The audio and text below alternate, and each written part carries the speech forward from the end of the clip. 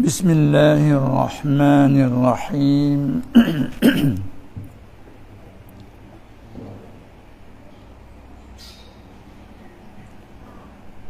Alhamdulillah alladzi ja'alana min ibadihil muttaqin alladzina yu'minuna bil ghaib ويقيمون الصلاة ومما رزقناهم ينفقون والصلاة والسلام على سيد الأنبياء والمرسلين وعلى آله وأصحابه أجمعين والتابعين لهم بإحسان إلى يوم الدين أما بعد فأوصينا وإياكم بتقوى الله والسمع والطاعة لعلكم تفلحون أعوذ بالله من الشيطان الرجيم بسم الله الرحمن الرحيم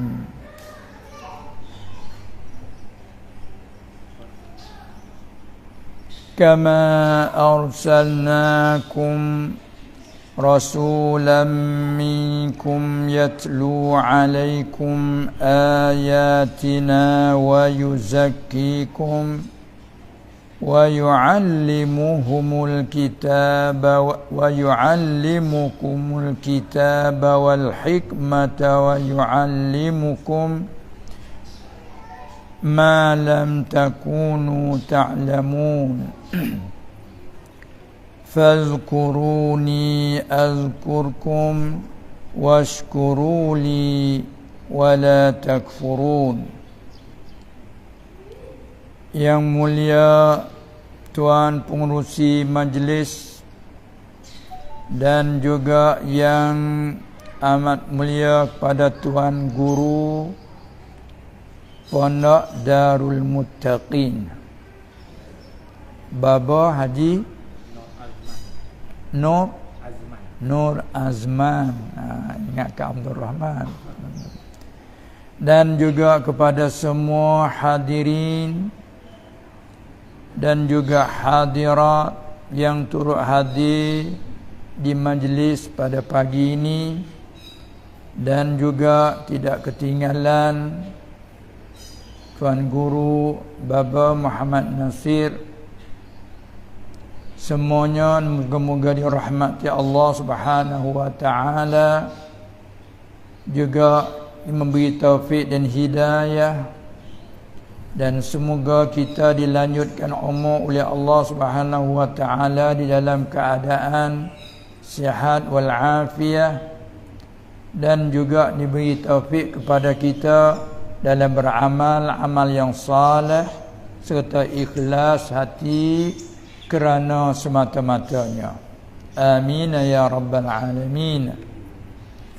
Alhamdulillah, syukur kita ke hadarat Allah yang mana dapat kita berkumpul di masjid. Nama masjid tak ada nama masjid, pakai masjid Pondok Darul Muttaqin itulah. Ya, alhamdulillah. Jadi untuk kali ini, kalau tak silap, kali yang kedua ke? Nah, itulah di antaranya. Jadi walau bagaimanapun dengan kesempatan ini sebenarnya datang dengan secara tergempur lah. Kerana sepatutnya kalau kira kita ni rapat sangat dah masa. Bahkan kalau kita tengok di Mekah tu dah raya dah hari ni kan. Hari raya dah bagi mereka tu. Tapi kita sini tu belum lagi. Walau bagaimanapun dengan takdir Allah Subhanahu wa taala, dengan kesempatan ini dapat juga kita ambil rebut peluang keemasan dalam membicarakan sedikit hubungan dengan ilmu pengetahuan. Tetapi setelah didengarkan daripada soalan yang dibentangkan tadi, soalan yang pertama itu maklumat tidak kita dapat secara detailnya. Dia kena tahu juga maksud daripada apa yang dimaksudkan tu. Nah, sepatutnya kena ada huraian dulu mengenai yang tu. Sebabnya apa saat ni soalan yang pertama tu, cuba ulang maksud. Apa terjadi? Penggunaan kalimah Allah. Ya, oleh orang kafir lah. Ya. Itu daripada isu dia di Malaysia ni, orang kafir tuntut nak guna kalimah Allah. Orang Kristian kan.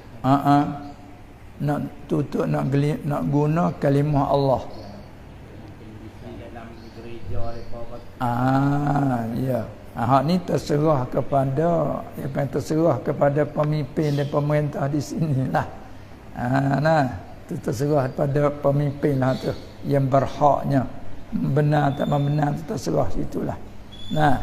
Cuma bagi masalah kita tu kalau digunakan kalimah Allah, sedangkan mereka juga pun dah kita kata bertuhan kepada Allah, tapi kegunaan yang ia guna tak apa untuknya tu perlu dibicarakanlah. Sebab dia pun bagi orang ahli kitab kan, mereka itu la ilaha illallah juga, tapi bentuk mana kita pun tak pastilah cara dia tu kan. Oleh itu ni untuk kita nak tahu di titik selanjutnya kita kena periksa lebih dulu apa maksudnya begitu. Itulah ini di sini lebih tahu isu yang berlaku tu. Kita sana tak ada lagi macam ni.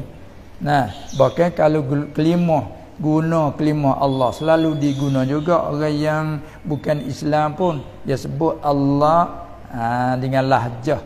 Orang tanya panggil pelet dia tu. Allah dia panggil begitu. Tapi dia guna Allah itu sebagai dia nak cerita kata ini Tuhan bagi orang Islam. Dia guna macam tu. Jadi hak kita jadi tempat yang jadi masalah kalau sekiranya dia menggunakan Allah nak menghina-hinakan, itu perlulah kita membicarakan. Kalau kita di sana, tapi isu di sini wallahu alam tak tahu secara detailnya. Itulah. Baik, kemudian kita teruskan kepada yang kedua. Yang kedua apa itu?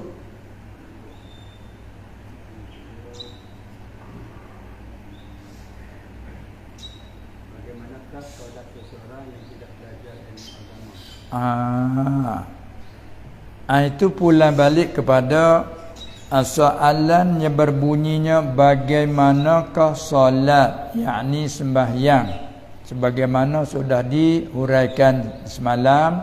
Kalimah di hari ini banyak guna kalimah solat. Kita wakaf dengan ta, solat. Kalau wakaf dengan ha, salah. Dan kalimah yang sama juga. Kalau tengok tulisan Al-Quran dia tulis salawah. Tapi waw tidak dibaca, ditukarkan alif salah. Wa aqimus salah. Tengok ayat Quran dia tulis as-salawah, tulis tu. Tapi waw ditandakan alif kecil di atas. Kalau baca wa aqimus salah, waqaf dengan ha. Tapi banyak sekarang digunakan salat. Waqaf dengan ta panggil salat. Walau bagaimana sekalipun bila kita pulang kembali kepada asal pada lughah, salat ataupun salah tadi pada lughah ialah mana ad-du'a. Sama ada minta ke arah yang baik atau apa sebaliknya. Tapi setengah ulama kata lughah as-salah itu mana ad-du'a bil khair, mintakan perkara yang baik. Itu pada lughah. Adapun pada syarak, bila kita mengaji fiqh, makna syar'an, makna salah pada syarak iaitu aqwalun wa af'alun makhsusatun beberapa bacaan dan juga beberapa perbuatan yang tertentu. Muftatahatum bitakbir, yang dimulai dengan takbir. Mukhtatamatum bitaslim, yang disudahi dengan beri salam. Kemudian ada setengah tu kait lagi bisyara'ita, dengan beberapa syarat. Sebagaimana kita maklum, untuk dihukumkan sah solat itu ataupun tidaknya, itu terpulang kepada rukunnya dan syaratnya. Nah, pulang kepada rukunnya dan syaratnya. Maka kedua-dua itu, maksud di dalam kata barang yang tak dapat tidak, mala budda minhu, mesti, sebab rukun merupakan juzuk suku-suku. Berapa sukunya, apabila kurang satu suku tak jadi. Tengok buah, sesuatu buah, apabila kita buang ke satu juzuk, dia panggil tak jadi satu biji kan? Nah, nak jadi satu biji, segala juzuk dia berapa, kena cukup semuanya. Katakanlah kalau kita kata buah apa, buah jambu umpamanya, bila kita juzuk sampai 12, masalan kita belah jadi 12. Jadi untuk kita nak jadi satu biji, kita kena ambil semua juzuk dia, baru jadi satu biji kan. Kalau kita buang satu juzuk, satu juri, orang petani panggil satu suku, bermakna sebelah juri yang ada, tak cukup sebiji kan.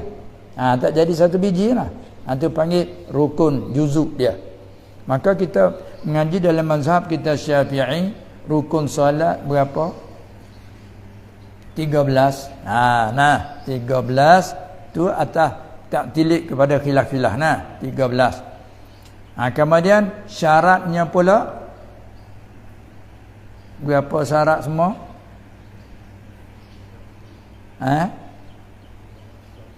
Syarat bagi nak sah solat tu. Nak akal dia tu berapa? Ya, ada khilaf lah juga tu. Baiklah, ambil di antaranya. Jadi perbezaan di antara rukun dan syarat, kedua-dua itu apa yang kata ma yatawaqqafu alaihi sihhatu syai' wa huwa juz'un lahu, itu rukun. Manakala syarat ma yatawaqqafu alaihi sihhatu syai', tapi wa laysa juz'an lahu. Jadi perbezaan di antara rukun dan syarat, rukun ialah juzuk baginya. Nak jadi suatu solat tak jadi kalau tidak cukup juzuknya. Kemudian apabila cukup juzuk, terhenti pula di atas syarat. Syarat itu bukan juzuk, perkara luar, tetapi terhenti atasnya. Nah, seperti kita katakanlah salat kita itu dengan niatnya kita ada cukup, dengan takbirnya, apa-apa rukun qauli yang kita panggil bilang 5 kan. Rukun fa'li kita bilangkan apa dia tu 6. Bilang.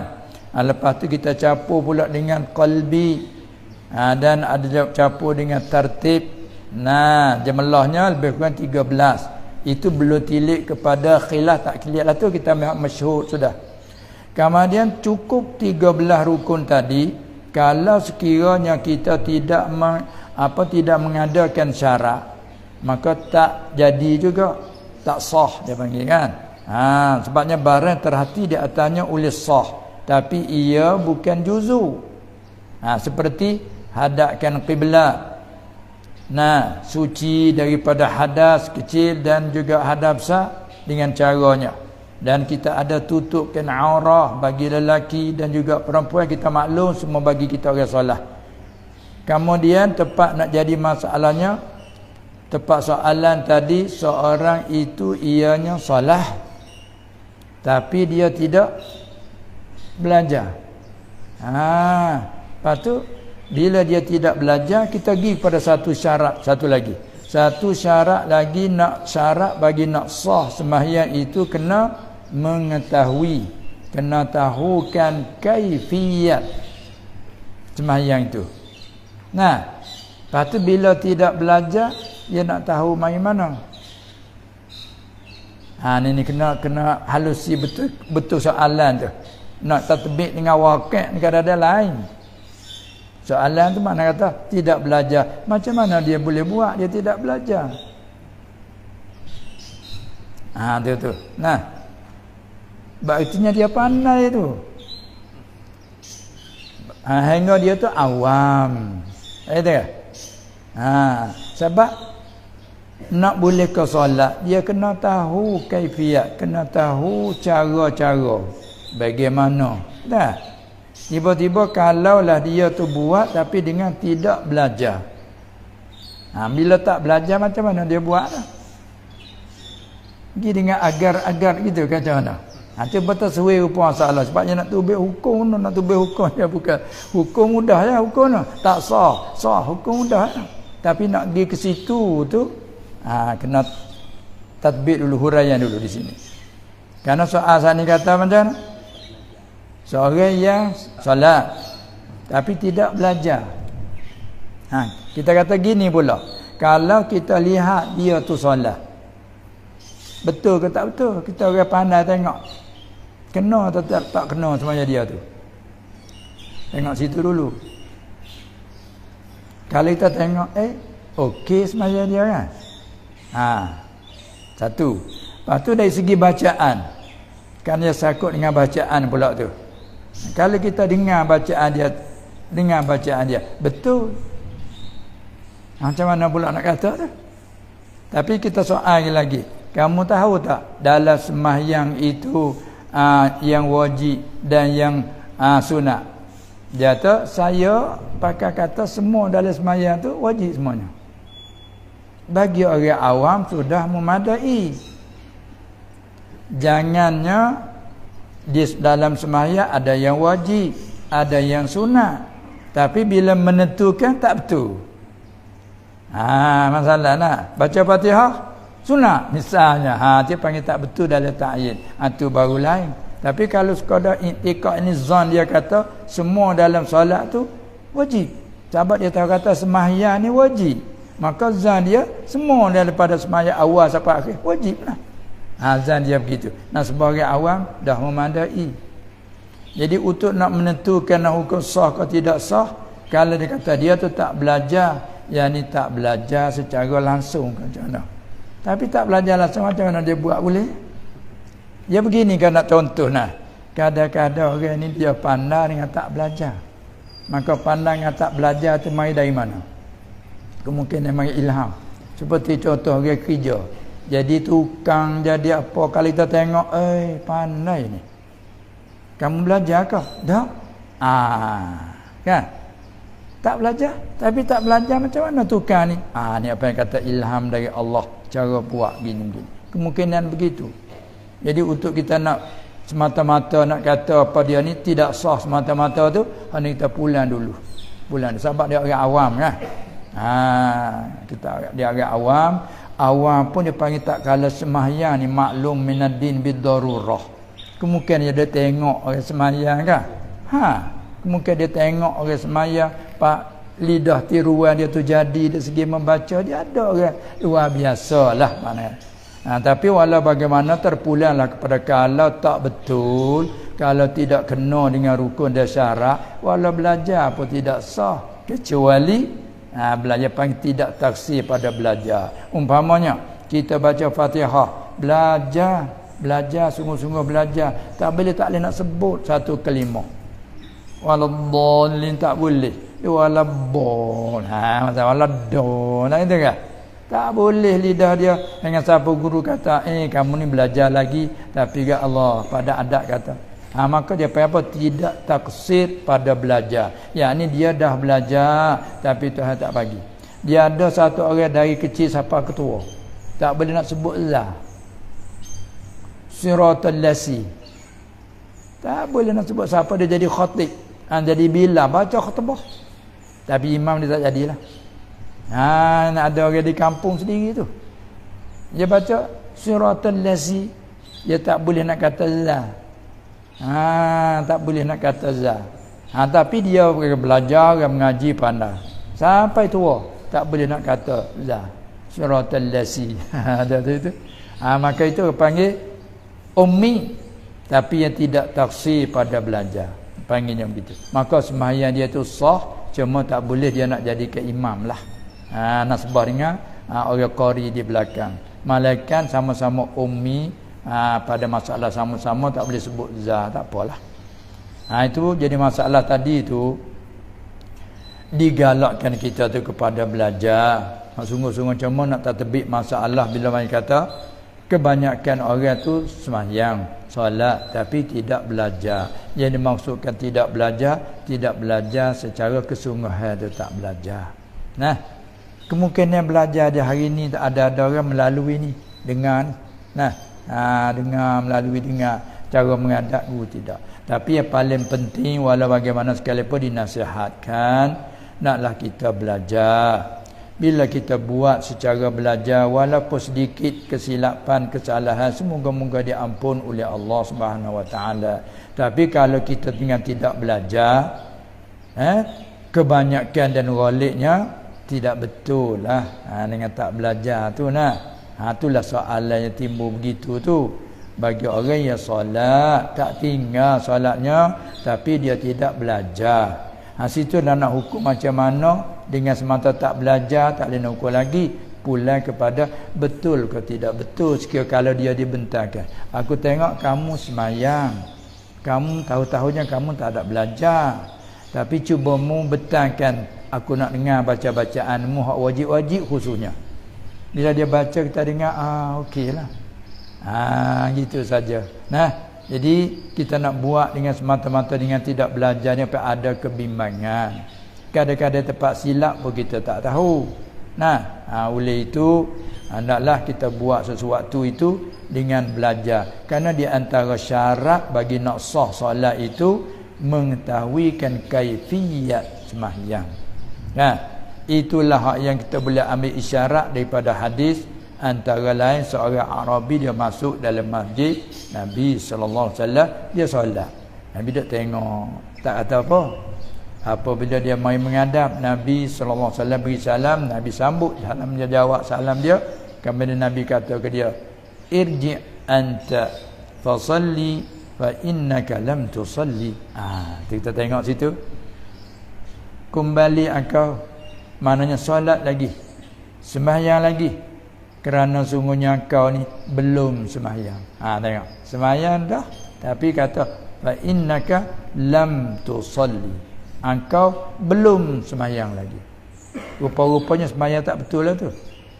Jadi bila sembahyang tak betul, yang tidak sah, kerana makna sah itu ma yu'tadu bih, barang yang dibilangkan, diiktibar. Bila tidak sah, dengan bahawa tak cukup rukun dan syarat, maka tidak dibilang. Walaupun solat tu salah, tapi tak dibilang, tu panggil tidak sah. Maka itu dia kata fa innaka lam tusalli, engkau belum solat. Maka dia solat kali yang kedua. Sudah Nabi SAW masih perintah lagi, kamu solat, kerana mu belum solat lagi. Bermakna tak sah, solat pun seperti tidak solat. Itulah jadi tempat kebimbangan bila kita buat dengan tidak belajar. Kebimbangannya takut salah. Bila salah, supaya tak solat. Itu aja itulah dinasihatkan begitulah. Kita boleh solat terbuka hati, berasa nak sembahyang, alhamdulillah. Itu dengan semata-mata taufik dari Allah, kan? Walaupun kita duduk di dalam tak tahu pada awalnya, kita di dalam kejahilan di awalnya, tapi Allah Ta'ala buka hati, berasa nak berdamping diri kepadanya. Tu alhamdulillah, tu taufik dari Allah. Cuma dinasihatkan kita naklah cari guru, kita kena berguru supaya kita tu boleh guru yang memimpin ke kita. Kalau tak ada guru, kebimbangan, takut syaitanlah gurunya. Itu bimbang tak? Kita tertipu dengan kita ni solat tapi belajar tu tidak. Itulah. Jadi dengan secara halusinya, kena hukum dengan cara kasar kan, tak sah lalu lah. Tapi kita pulai pada situlah. Kalau dia solat tu betul, sekali kalau betul tengok tu betul di segi bacaannya, dari segi perbuatan rokok sujudnya betul, kalau kita perhati tengok maka cukuplah. Ya kadang-kadang begini, orang kita tak kenal dia duduk solat, kita duduk perhati tengok cara buat dia tu elok. Kita pun bila jumpa dia, awak mengaji di mana? Awak saya tak belajar. Oh ya ke? Jadi kita rasa ajib pula. Cara buatan dia tu elok. Dari segi dia rokok tu tengok je, bagus je tu. Kita panggil, awak mengaji di mana? Saya tak belajar. Ya. Tu. Apa yang kamu semayang tu? Kami semayang tu kerana satu kami duk dengar daripada baca. Kemudian kami duk tengok cara buat, salah kata kami buat. Tapi dia tengok betul buatan kamu rokok, betul cukup rukun syarat. Itulah. Sebab itulah untuk kita kata bagi tempat nak hukum sah tak sah terpulang kepada betul. Lepas tu bila kata tak belajar tapi tak tahu kaifiah tu tidak sah lah kerana luput syarat. Bandingnya seperti kita solat dengan tidak ambil wuduk kita dalam keadaan hadas, tak ada maksud dalam sahibud darurah, tiba-tiba kita solat dengan tidak ambil wuduk ataupun ambil wuduk tapi tidak cukup rukun syarat, pada makna tidak berwuduk juga. Itulah.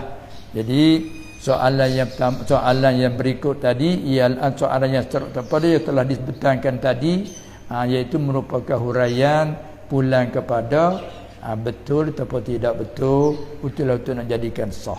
Adapun ada segi tak belajar tu panggil kata kebimbangan.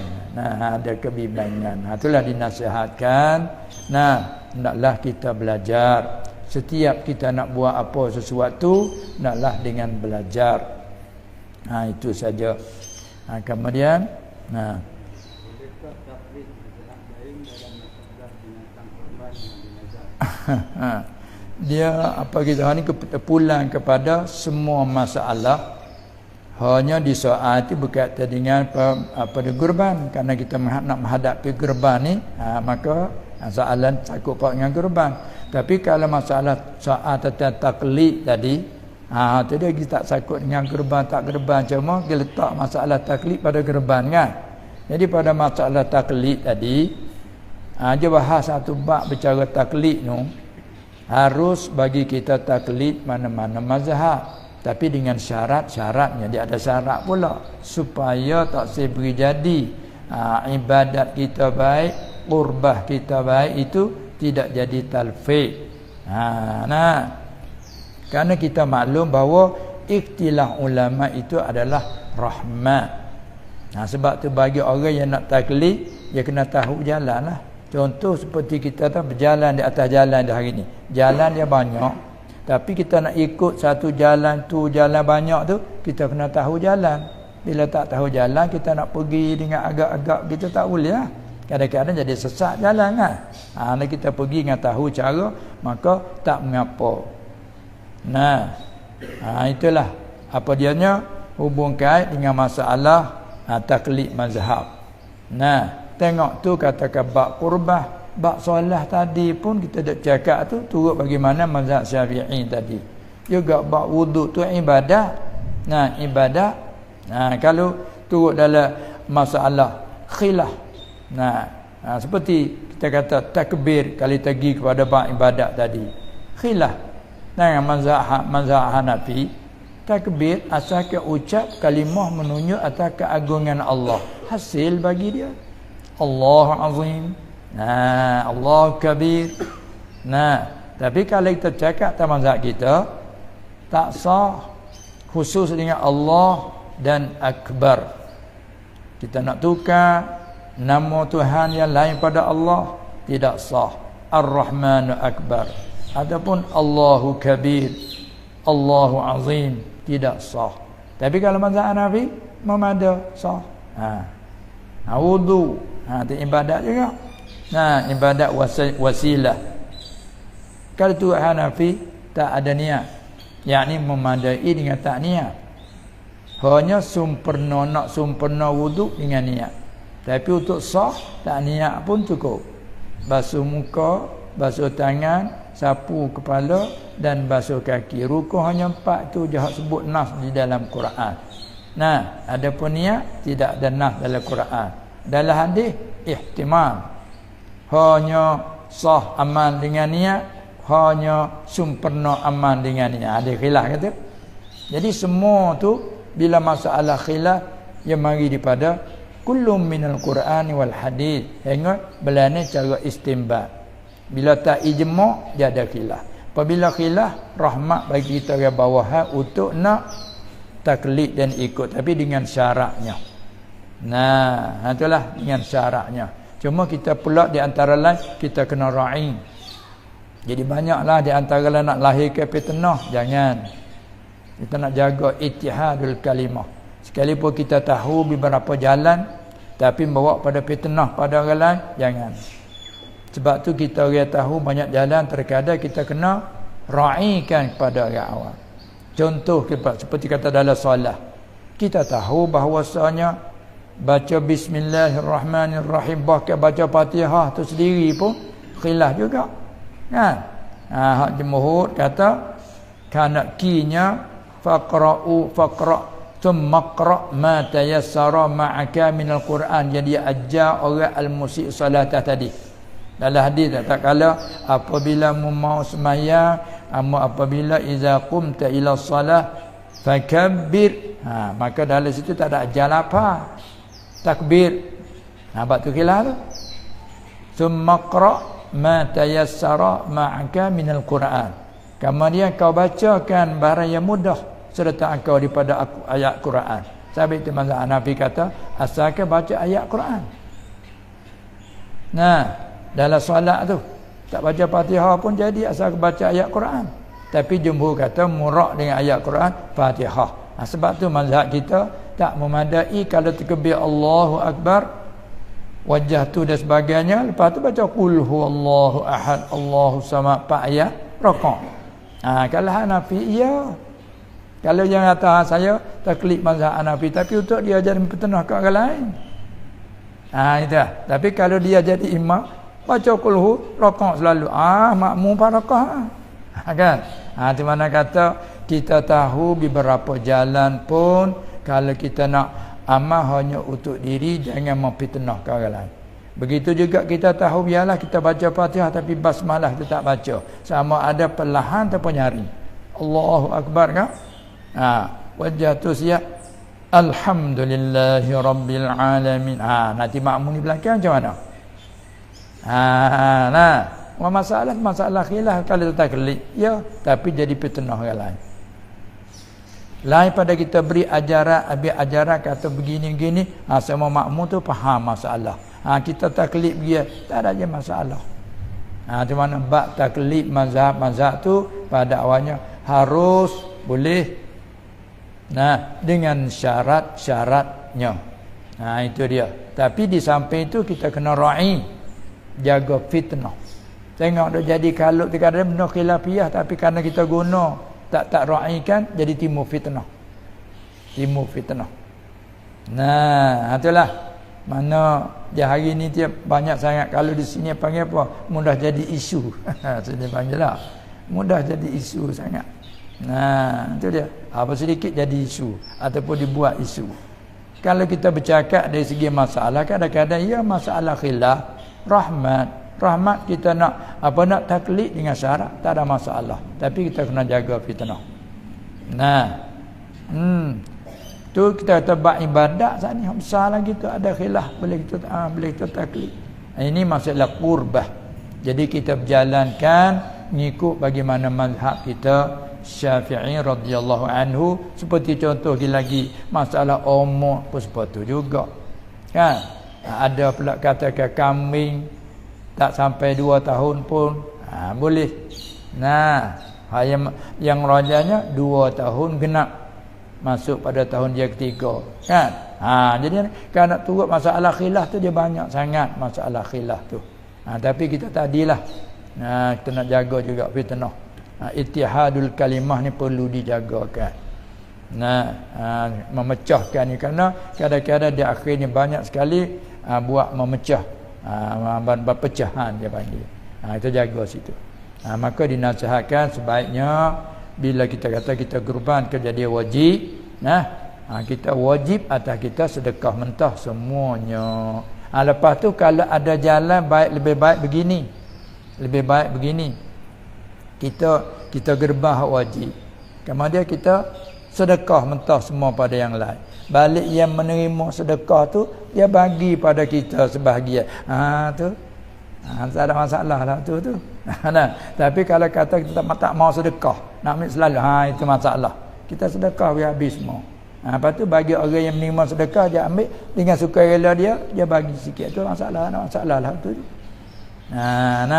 Tapi kalau kita nak kata apa nama ni hak nazar harus kita makan, tu jadi masalah. So ada satu masalah lagi pula, ada khilaf juga.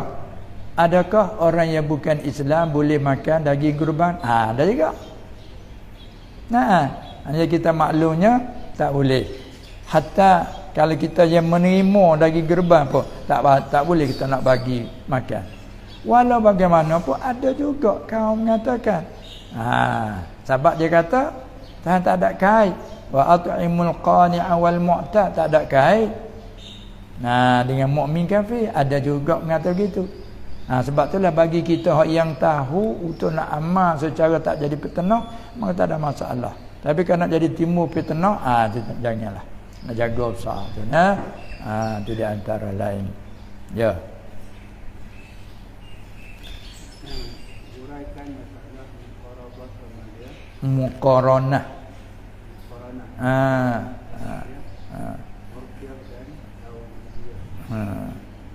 Tu pun satu juga. Jadi menasbah cuma huraian untuk tahu rupa masalah tu, sekadar tu. Tapi kita dah amal sudah pun cukup.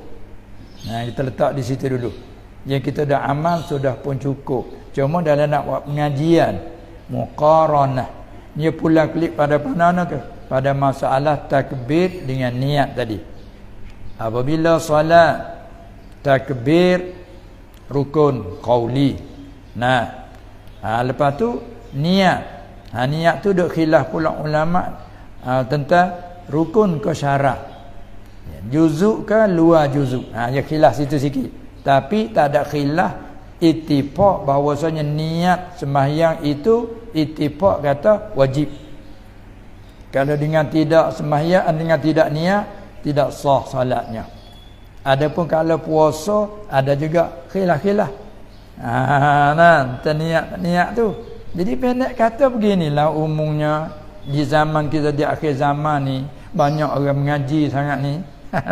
Banyak mengaji sana sini, kadang-kadang kutip masalah khilaf-khilaf paling bawah. Dari itu kita ambil tahu lebih dulu secara umumnya setiap satu bab daripada masalah sedikit dia yang ijma', banyak khilafiyah.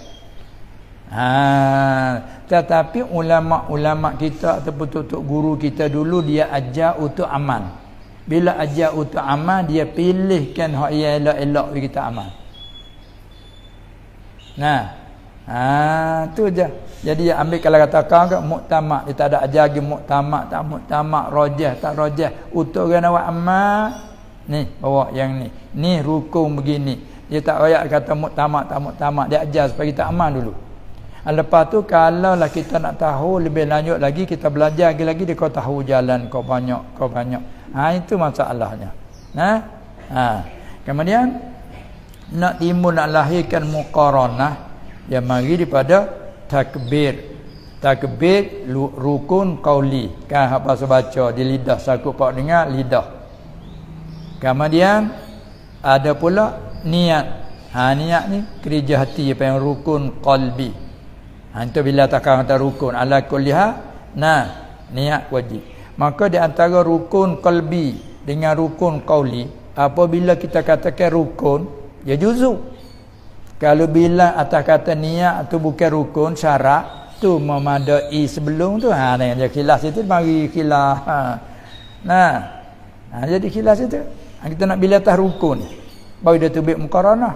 Kalau tak bila atas rukun, bila syarat, dia tak ada muqaranah. Sebab apa? Sebab syarat ni tabiat syarat didahulu atas masyru'.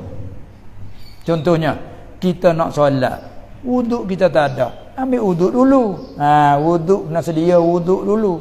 Lepas tu kita tutup aurah dulu.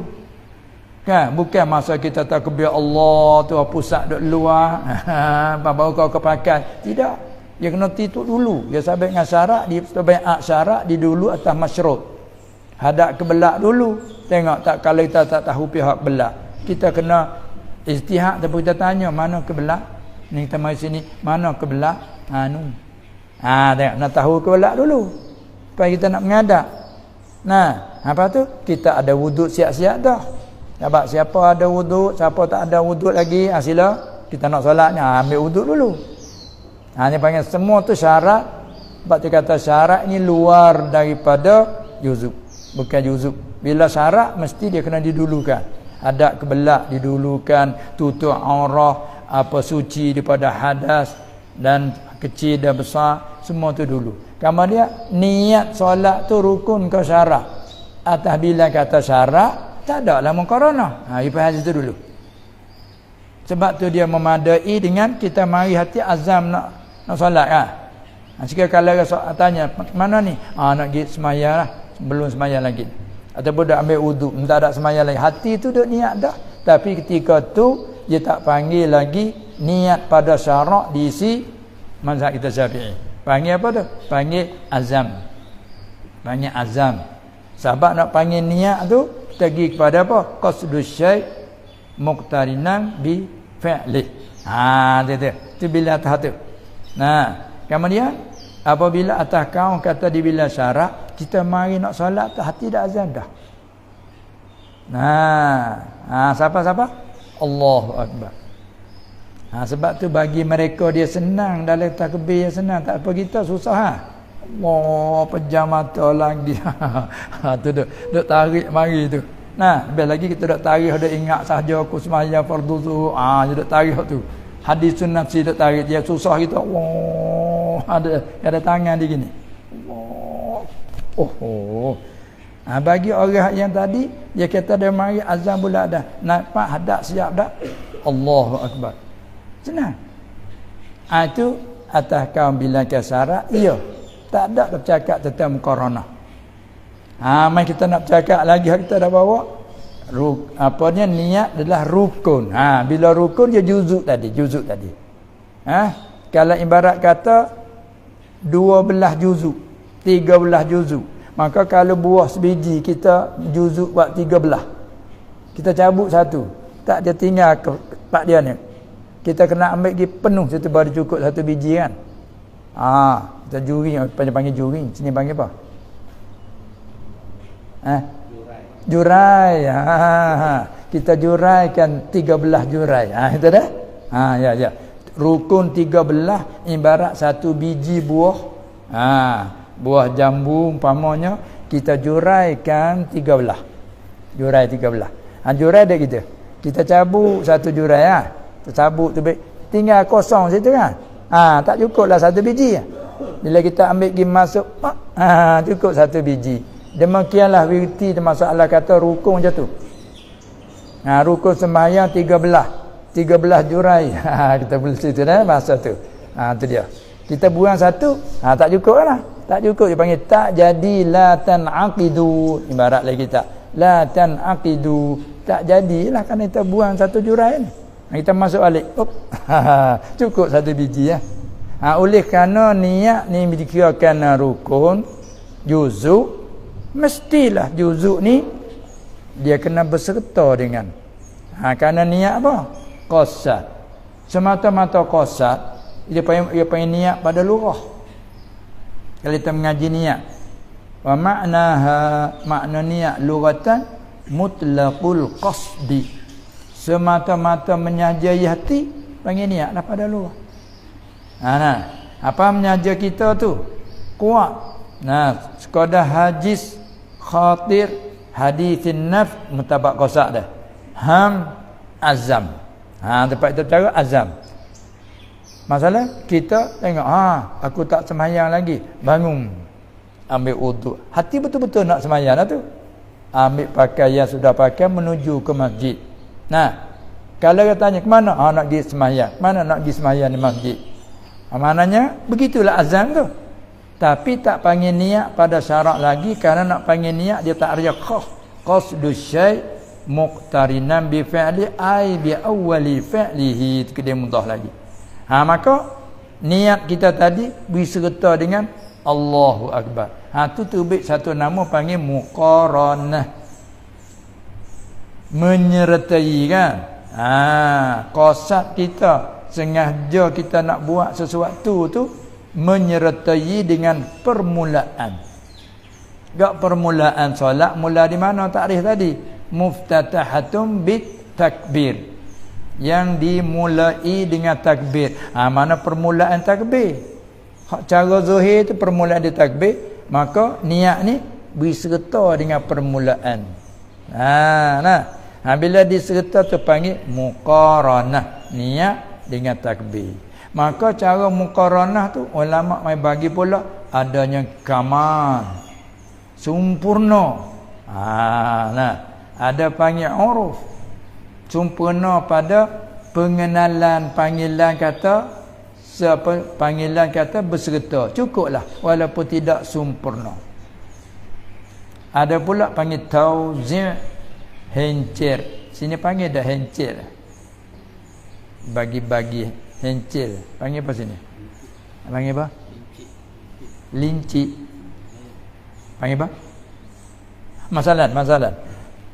Allah di dalam ni mai kosak situ. Hu, bagi pula situ. Fardu. Akbar, zuhur. Dia orang panggil hencer. Sini panggil apa? Tauzi'. Panggil apa maksud? Dalam macam mana muka tauzi'. Pembahagian. Bagi-bagi tu orang kita panggil hencer kan. Bahasa surat disebut hencer. Tapi tak ada sini, tak ada guna. Tak ada guna. Itulah. Dia panggil tauzi'. Maka dia buat contoh seperti Allah, di dalam Allah tu qasak nak sembahyang. Aku sembahyang. Contoh saja. Allah, aku sembahyang. Manakala hu fardu. Ingat situ. Akbar, zuhur dan sebagainya. Kita tahu qasak taruh tak. Tu rupa hencer, rupa bagi-bagi kan. Maka tu dia panggil tidak sah. Kemudian hak kamal tu kita contohkan kalau sekiranya air, ada cawan gelas, kita bubuh air dia penuh, mendetail. Panggil mendetail tak? Panggil tak detail? Detail lah. Bila dia panggil kata macam cawan gitu, kita bubuh air. Kalau hak kamal sungguh penuh dia tu sampai di birai. Atau kamal tu secawan sepenuh sungguh tu penuh. Tak ada. Sampai lipah dah tu penuh. Tu kamal. Adapun biasanya kata mana air secawan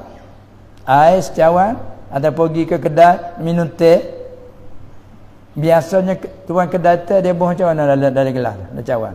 Penuh dah. Penuh rapat di birai ke macam mana? Ada lagi kadang-kadang senci dah. Lagi panggil secawan tak tu?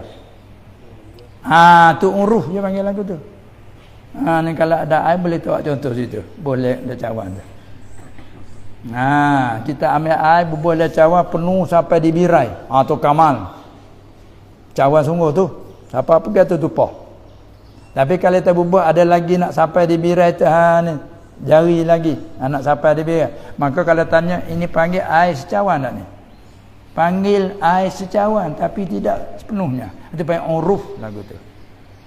Cuba air secawan. Jangan penuh. Mana panggil air secawan. Tu yang panggil uruf, panggil muqaranah urfiyah. Ini yang kita dah bawa ni. Asalkan dalam Allah Akbar adakan. Itu dia. Adakan. Sama ke dalam Allah saja ke? Asal adakan qasak ta'arud tadi dalam takbir. Sama ada dia Allah saja, ada akbar saja. Asalkan ada dalam tu. Panggil muqaranah urfiyah. Sudah pun cukup dan memada. Apalagi kita orang awam. Imam Nawawi rahimahullah ta'ala al-mukhtarnya guna muqaranah urfiyah. Kalau kita nak pergi kepada muqaranah kamaliyah, kadang-kadang kita nak bawa pada jadi was-was. Sebab itulah setengah ulama pula dia kata kalau kita nak bawa pada jadi was-was, kita senang ukutuk yang nulah. Mana? Hak kata sah. Sebelum tu. Allah siapa 2-3 kali Allah. Lama nak bawa pada kadang-kadang terikat 4-15 minit dah terkebir saja. Siapa makmum kena duduk. Lengah duk nanti duduk. Allah la haula wala quwwata Allah Allah tak masuk. Ini. Maka kalau nak bawa pada kita apa yang terjadi? Allahu akbar. Sudah sahabat kita mari bulat hati kita nak solat. Naik posiak dah tak ada kerja lain dah kita mari ni. Allahu akbar. Lepas tu kita kena lawan batin kita. Dia kadang mai ujian kita ni, mai usirai mari tak masuk. Kita apa? Masuk dah. Jangan kita lepas, jangan kita lepas untuk nak melawannya dia. Kerana gangguan dah. Tapi kalau ikut nanti lekat tabiat sudahlah susahlah. Ingat cerita Allah yang raham pada Tuan Baqarah. Murid-murid dia tu bahasa was-was. Duk takbir semaya banyak kali dak Allah Akbar. Dia pergi ikut belakang. Pada yang ikut belakang ambil jadah dia. Di atas kepala mu duk kata penting nak serga kemu seorang ke? Kata dia. Mu duk penting nak serga kemu je. Kata penting terkejut yang tu habis was-was. Itulah. Jadi bab muqaranah tadi tu kena huraian macam tadilah.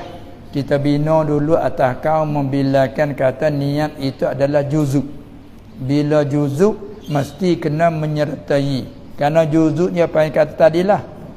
Apa dia? Jurai tadilah. Jurai bagi solat. Kalau kita duduk luar tak panggil lah. Seperti tadilah kita jurai buah tadi. Bila terluar tak pergi cakuk situ. Tak cukup sebiji kan. Bila lagi bubuh mak, apa jadi sebiji. Lagi duduk luar tak jadi sebiji. Itu dia bandingnya begitu. Baik.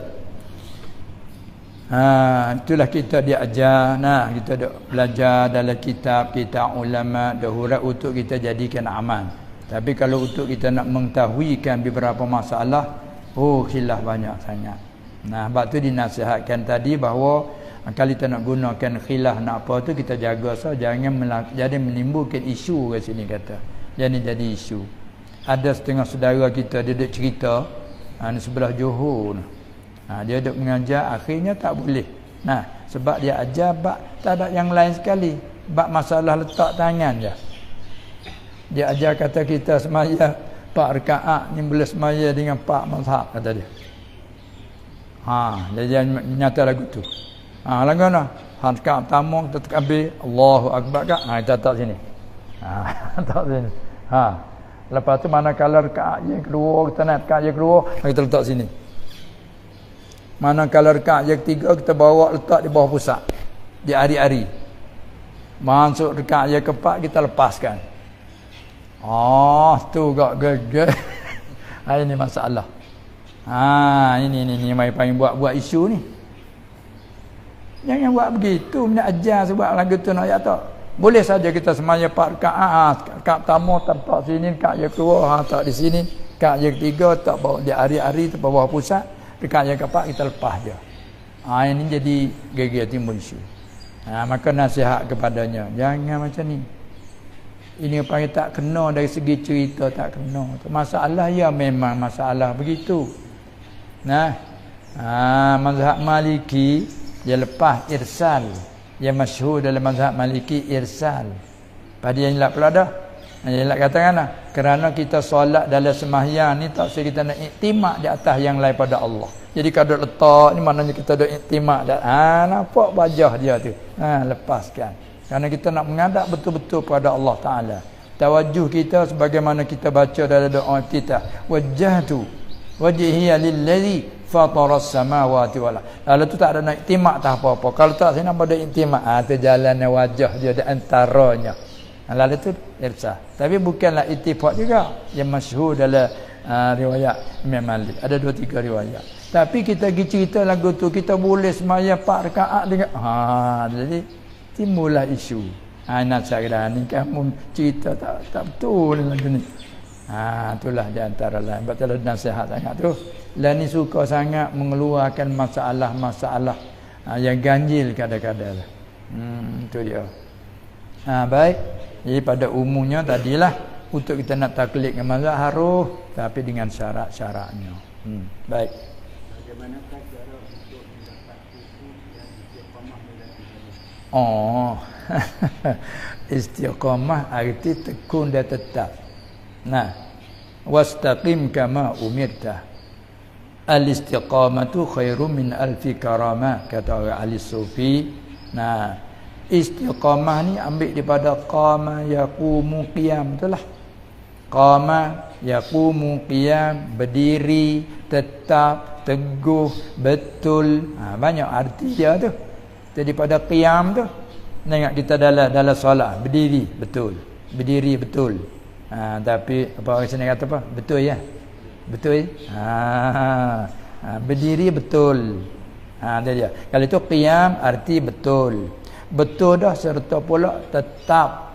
Saya kata tetap pendirian. Saya kata kan? Dan juga apa lagi? Qiyam juga apa yang kata bangun. Lagi pula qiyam juga teguh. Tegak. Tak arti apa yang kita beberapa kalimah lafaz yang berlainan tapi makna mutaqaribat, bahkan boleh dikatakan satu je. Teguh, tegak, tetap. Apa dia lagi? Betul. Semua tu perkataan daripada qiyam, patut ambil istiqamah. Istaqama yastaqamu istiqamatan. Istaqama yastaqimu istiqamatan. Kita jadikan kalimah jadi Melayu istiqamah. Apa dia? Bila kita tetap atas satu kerja panggil istiqamah. Maka istiqamah ni satu perkara yang agak payah. Sebab tu Nabi SAW dia kata bila ditanya apakah mengubankan kau buat yang kau tu uban? Mengubankan aku oleh surah Hud dan barang yang saudara baginya. Itu menyebabkan ada bahasa susah. Di antara Allah Ta'ala perintah wastaqim kama umirta. Dia bahasa susah. Walah orang Nabi ni maksum kan, dijaga oleh Allah, tapi dia rasa susah nak istiqamah. Sebab itulah amal-amalan yang kalau kita tu banyak, takut tak istiqamah. Sebab tak ada isyarat dalam hadis ahabbul a'mal ilallah adwamuha wa in qalla. Sekasih-kasih amal, segala kerjaan Allah Ta'ala kasih, iaitulah kerjaan yang berpanjangan walaupun sedikit. Masalah kita jadikan wirid, kita tak tinggal. Setiap lepas solat kita ada zikir, kita ada wirid hamak surah ataupun wirid kita terima daripada ijazah guru-guru, kita selalu tak tinggal. Supaya kita tak bawa lepas-lepas solat lah wirid tu wa illa hukum ke apa ayat kursi tak tinggal kan. Dia panggil istiqamah. Kita buat semua sekalipun tidak dalam keadaan duduk.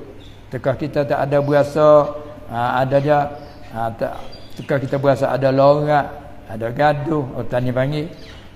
Maka wirid tak tinggal walaupun bila berjalan kita baca. Dia panggil istiqamah. Tetap dia tekun di atas amalan. Oleh itu tengok cara menerima tarekat. Kadang-kadang guru dia tak bagi banyak. Dia bagi sikit dulu. 2-3 zikir ataupun 2-3 apa dia bagi doa supaya kita buat amal kita tetap dulu. Lepas tu nak tengok tambah hal pula, nampak kata tekun dah, tambah sedikit. Belatulah supaya kita kerja harian macam itulah. Kerja apa? Dia ada istiqamah atas kerja ni. Tetap kerja ni dia. Itu dia panggil kata istiqamah. Tekun tetap. Pak khusyuk tu manggil ke hati. Tetap hati, tetap anggota. Ni agaknya payah, tapi walaupun bagaimana payah, semoga-moga Allah Ta'ala menjadikan kita ni yang khusyuk. Khusyuk, tetap hati. Maka tetap hati, macam mana tetap hati? Ketika mata kita tetap jadi kat mata qurratul ain dipanggil, tetap mata. Apabila mata kita lihat suatu yang bersetuju dengan hati. Biasanya mata kita tak alih ke lain kan. Pak. Dia panggil tetap mata. Qurratul ain. Tetap mata ni bila tengok benda yang elok, cantik, kena dengan hati, seolah-olah mata tak alih ke lain dah. Tetap itu. Kalau dengar pun gitu juga. Bila kena dengan hati kan, dengar kita ni perhati. Tu nak bandingnya dari segi kata khusyuk. Hati kita ni. Kemudian apabila kita masuk dalam solat, biasa dia ada dalam riwayat hadis sebut bila kita takbir masa solat, dia ada satu gangguan syaitan untuk mengganggu orang solat. Contoh tak ada tengok lain lah di kita sendirilah masalah. Bila kita takbir solat dia mari macam-macam kan. Macam-macam pertunjukan, macam-macam filem dia mari, tayangan mari. Tapi tidak taksir bagi kita. Jika kita tu lupa tidak sengaja, hak tepat jadi taksirnya apabila kita dak teringat sesuatu, kita ikut dak mengira, dak berkira, dak ikut turut cara dia. Itu tepat salah. Adapun apabila kita teringat, tarik balik. Teringat pada solat, tarik balik. Itu ialah hak kita ni. Sebelum pada nak sampai kepada maqam yang tetap tu, dia main tarik balik. Tu panggil satu bagai jihad di dalam solat kita tu. Kerana nak melawan ni dengan orang panggil gangguan yang ghaib. Jadi maknanya Tuhan punya tak nampak, syaitan kita tak nampak, tapi gangguan tu ada dalam kita. Apabila kita teringat, tarik balik. Kita mari tadabburkan, ingat kepada bacaan kita. Tak faham makna, kita ingat pada kaedah baca. Tak faham makna, tadabburkan makna. Lepas tu balik pergi ke lain, baru teringat, tarik balik. Gitu. Lepas tu dengan taufik Allah ke, boleh tetap. Payah tebak khusyuk tu satu pemberian dari Allah Subhanahu Wa Taala. Cuma kita tahu jalan macam tadilah. Bila kita ingat, tarik balik. Baca pergi lari ke lain. Teringat, tarik balik. Tengok kalau kita duk belajar, duk mengaji, menghadap guru, mengajar Quran, kan hati duk tupu pada mengaji kan? Guru tarik, kita dengar, dia tarik, tu kata baca, kita baca, jadi tak pergi ke lain tu. Perhati guru duk oyak, cara baca kita pun baca, tak betul guru jaga, jadi hati tak ke lain tu ketika duk menghadap. Tapi sembahyang ni sedangkan menghadap Allah tu lebih pada menghadap guru lagi, tapi dah tak nampak pada pandangan mata zuhir. Jadi kita tak ada lah maqam musyahadah kita tu, maqam muraqabah kita pun tak ada. Tu menyebabkan dia katanya tarik. Cuma lawan dia panggil. Mujahadah kita tu. Ingat, tarik balik. Dengan lama kelamaan, semoga-moga Allah Taala mempertekadkan. Gitulah harapannya. Itu dia. Baiklah. Apa lagi?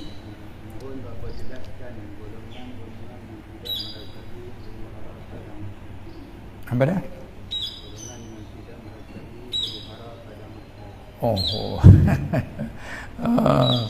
Jadi semua yang bangkit daripada mahsyar tu menepuhi akan haul ahwal, ya kan? Ahwalul qiyamah. Haru-haru hari kiamat. Hatta himpit di bumi masa dalam kubur pun semua tu kena. Tapi dia kena pun dia begini. Masalah kata haru-haru tu kena, tapi bagi orang yang pulang kepada iman dan amal, pulang kepada situlah. Apabila ke situ, kalau kata-kata kena himpit di kubur, dia sebut masalah himpit di kubur tak lepas. Kena himpit. Cuma himpit, faham tak himpit kubur? Ada panggil kapit pun ada. Kapit dah. Tapi dalam bahasa surat dia kena himpit. Dhardah. Dia panggil kena himpit. Maka kena himpit. Tetapi pulang kepada orang yang iman amal tu sempurna, himpit pun jadi himpit macam mana pula ulama orang mari. Seperti kita tidur di tempat yang sempit. Bila kita dihimpit, kadang-kadang dengan himpit jadi nikmat. Terkadang himpit tu azab. Itu terpulanglah pada kata iman dan amal kita lah. Setara mana iman. Adapun bagi orang tak kena hara-hara tu, para nabi-nabi para siddiqin, orang yang diistisna oleh Allah Subhanahu Wa Taala, yang mereka masuk syurga dengan tak ada kena hisab. Contoh tak ada dunia ni lah.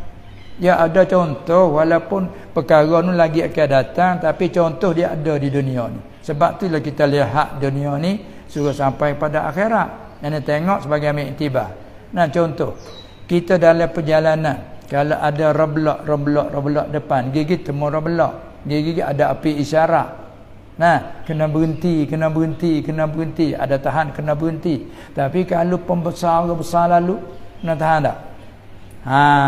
Tu contoh tak dunia tu. Agung nak lalu, segala tempat tu kena simpan habis tu. Besok lagi dia nak lalu, hari ni sudah siap dah jalan-jalan tu. Kalau kita di sana lah, macam kalau di sana kan dia banyak ingat tempat reblok dah. Tempat tahanan gigi. Ada tentera tahan situ, ada pemeriksaan situ, ada pemeriksaan sini. Tapi bagi orang besar lalu tak ada apa. Kadang-kadang tu orang besar lalu kita juga ikut bila ambil peluang. Tu kita bukan orang besar pun, tapi kebetulan dia lalu, kita duduk nanti tepi. Biar piok kita pun selalu ikut belakang, siapa kita pun selamat. Tu contoh dunia, akhirat macam itulah. Tu nah. Untuk menjadi kata targhib kepada kita ni amal dan elokkan amalan, ikhlaskan kita kepada Allah. Itulah masalah. Baik. Dan di antara setengah daripada orang yang lepas daripada azab kubur, antara lainnya orang yang baca suratul Ikhlas ketika di dalam sakit mati, dia panggil. Apa sakit mati? Bila dia tu sakit, dia baca qul huwallah. Tak kira beberapa kali lah. Maka dengan sakit dia tu membawa kepada mati. Tu panggil kata baca surah Ikhlas dalam sakit mati. Nah, dengan sakit tu dia amal baca qul huwallahu ahad. Perpanjangan sakit dia tu. Dengan siapa? Mati dalam sakit tu. Itu satu daripada sebabnya. Itulah. Nah, ya kadang-kadang kita ni halah hidup khoya masa depan lah. Apalah bila khoya ni suruh kita ingat. Sebab tu kita disuruh ingat pada akhirat. Kalau kita nak lupa, suruh kita ziarahkan makam-makam, kubur-kubur. Supaya apa? Bila kita ziarah tu di antara lain, selain pada diri amal ziarah tu adalah satu tutup pada syarak. Di samping tu pula, kalau orang yang kita ziarahi tu orang barakat di sisi Allah, mudah-mudahan keberkatan tu sampai kepada kita. Dan di samping pulaknya nak mengingat kita akan akhirat. Fa innaha tuzakkirul akhirah. Amalan ziarah itu mengingatkan akhirat. Jangan bila tengok makam, tengok kubur, walaupun rumah kita tu besar, sini kata besar. Nah, rumah besar. Hidupnya di dalam mewah, kemewahan segala-gala. Bila tengok di kubur, inilah weh. Rumah besar mana pun di sinilah. Jadi kita ingat. Yang bila kita diingat gitu, dengan sebab ingat tu, dia panggil kata ketakutan kita tu dia mari. Itu saya ba'is. Dalam kita nak meninggalkan apa, ya kita dah ikut nafsu sangat. Kalau kita ada segan dalam buat kebaikan, mudah-mudahan membangkitkan kita kepada rajin. Tu hikmah di antara lain. Baik lagi.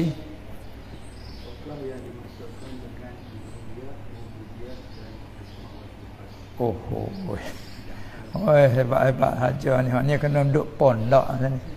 Nah, dia kena mengaji kitab pondok ni. Kalau untuk orang awam kak penat sikitlah. Tu. Ubudiyah bahasa kita kak kehambaan.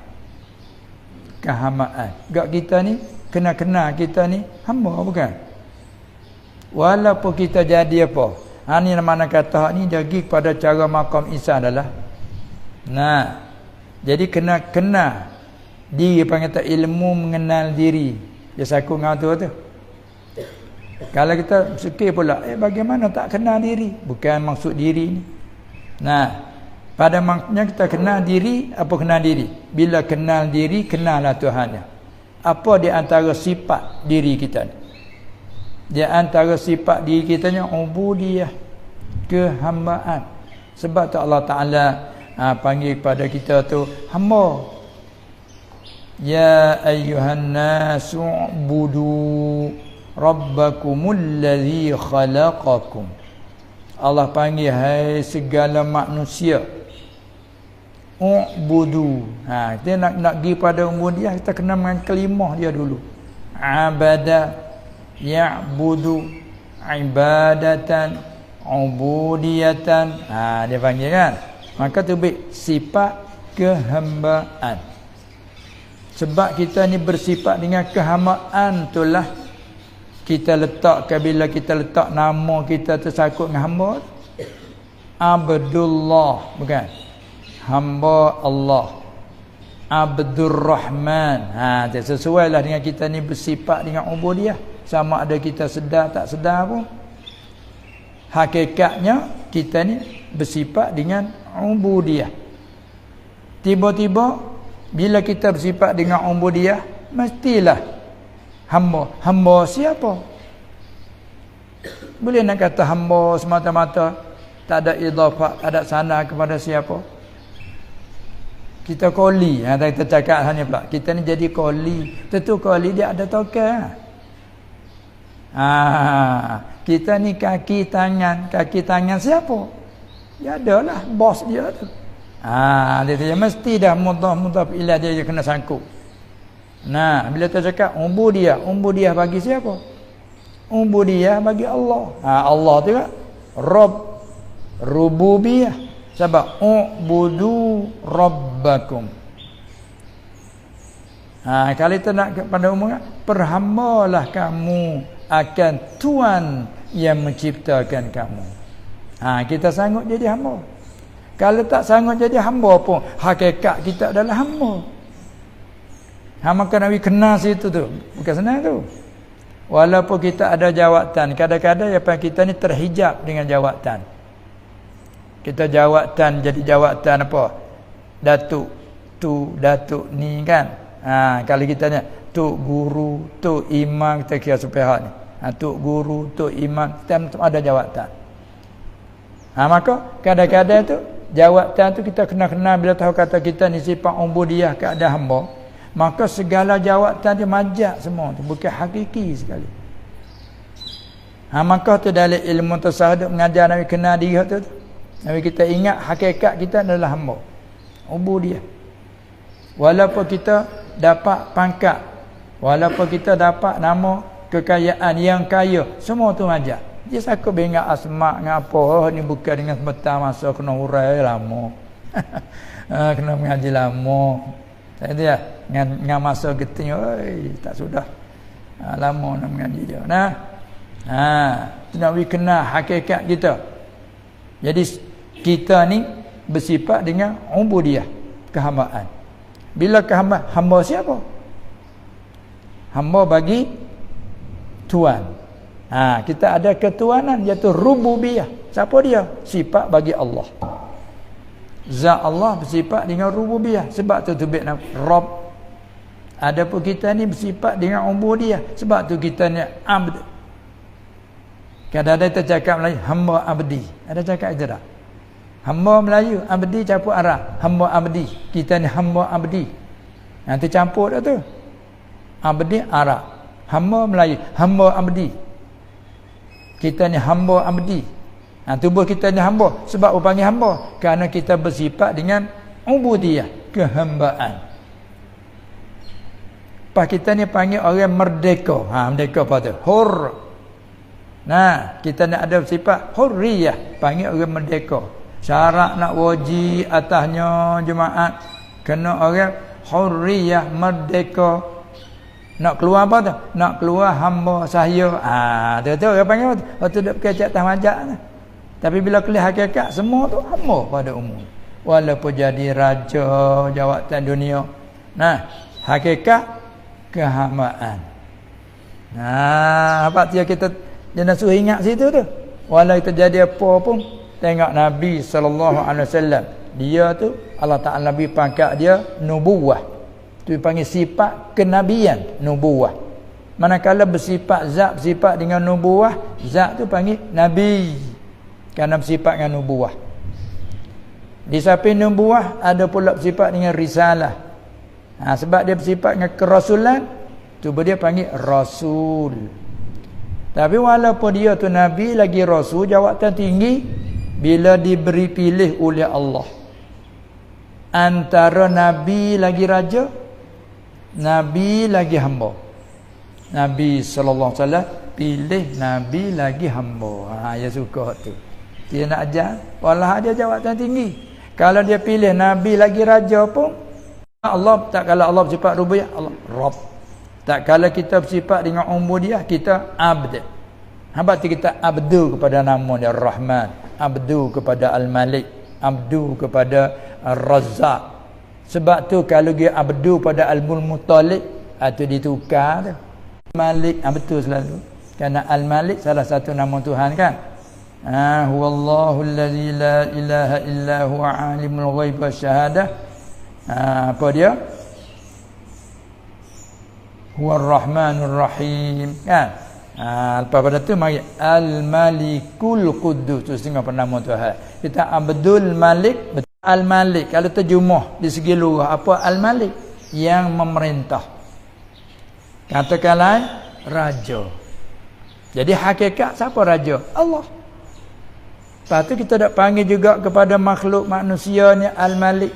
Al-Malik Fahad. Walaupun Al-Malik sekalipun. Kan? Di dalam tawah di dalam melontar, cuba sekiranya kalau tak ada kawalan yang mengkawalkan, nanti sama je lah Malik dengan orang awam tak itu. Pakai sama-sama ihramkan dua helai saja. Dia melontar sekali, cuba tak ada orang kawal. Hanya tepuh dia orang seperti juga. Tapi ada kawal, orang besar ni. Itu ialah kawalan dia ada tawah, ada kawal. Tu kita dapat tahu kata ni orang besar ni. Orang termulia ni. Tapi cuba tak ada kawal lagi biasa gitu. Sama kan. Itu mana klik dah hamba sama. Sebab tu kita pegang jawatan apa, ingat tak, ini amanah dari Allah. Ini amanah dari Allah. Kita dapat mobil, kita dapat kereta, bas, semua tu amanah dari Allah. Sebab kita tak lupa kita ni hamba. Tu bab ubudiyah. Kadang-kadang kita ni bila milik banyak tu bangga main. Lupa dah kata kita ni hamba. Tu pengen kenal diri. Lepas tu nama pula. Bila kita ada punya harta banyak, kekayaan, nama tu Al-Ghani, yang kaya. Hakiki kau yang kaya. Nama siapa Al-Ghani ni? Nama Allah. Ya ayyuhannas antumul fuqara'u ilallah. Kamu sebenarnya faqr, kepapaan. Tu sifat kamu. Apa dia? Wallahu huwal ghaniyyul hamid. Dan Allah ialah Al-Ghani. Mana sifat Al-Ghina hakiki? Allah. Betul Al-Ghani, kita Abdul Ghani. Kita Ghani hakiki. Tapi panggil majak boleh bila orang ada kekayaan, panggil ni yang kaya ni. Ni yang kaya ni. Melayu kata yang kaya. Al-Ghani, yang kaya. Tapi yang kaya hakiki Allah. Sebab dia kata kaya Allah ni Al-Ghaniyu ghinan mutlaqan. Sebagai terkaya yang mutlak semata-mata. Adapun kaya yang majazi ni kaya muqayyad dia panggil. Sebab apa si Abdullah tu kaya? Kerana banyak dia milik harta benda, kebun dia banyak, mata wang dia banyak, rumah dia banyak, kenderaan dia banyak. Sebab banyak milik itulah terbit nama yang kaya. Dalam keadaan yang kaya, cuba di bank gerak habislah nama kaya tu. Klik ke aslinya apa? Ada asli kita lagu tu. Tengok ke jawatan, dalam jawatan kan. Jawatan naik tinggi. Apabila habis jawatan, apa? Biasa. Tak ada. Ni panilah ni dah bubar kan ni? Orang ada dalam jawatan kan?